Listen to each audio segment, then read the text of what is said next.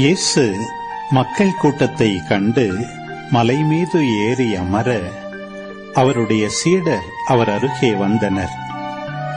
அவர் திருவாய் மலர்ந்து கற்பித்தவை: ஏழையரின் உள்ளத்தோர் பேறு பெற்றோர், ஏனெனில் விண்ணரசு அவர்களுக்கு உரியது.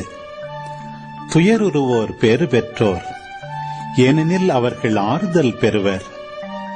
கனிவுடையோர் பேறு பெற்றோர், ஏனெனில் அவர்கள் நாட்டை உரிமை சொத்தாக்கிக் கொள்வர்.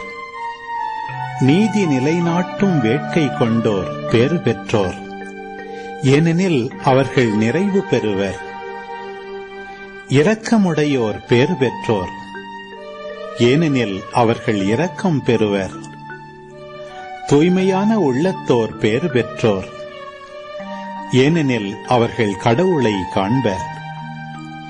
அமைதி ஏற்படுத்துவோர் பேறு பெற்றோர், ஏனெனில் அவர்கள் கடவுளின் மக்கள் என அழைக்கப்படுவர். நீதியின் பொருட்டு துன்புறுத்தப்படுவோர் பேறு பெற்றோர், ஏனெனில் விண்ணரசு அவர்களுக்குரியது. என் பொருட்டு மக்கள் உங்களை இகழ்ந்து துன்புறுத்தி உங்களை பற்றி இல்லாதவை பொல்லாதவை எல்லாம் சொல்லும்போது நீங்கள் பேறு பெற்றவர்களே. மகிழ்ந்து பேருவகை கொள்ளுங்கள், ஏனெனில் விண்ணுலகில் உங்களுக்கு கிடைக்கும் கைமாறு மிகுதியாகும்.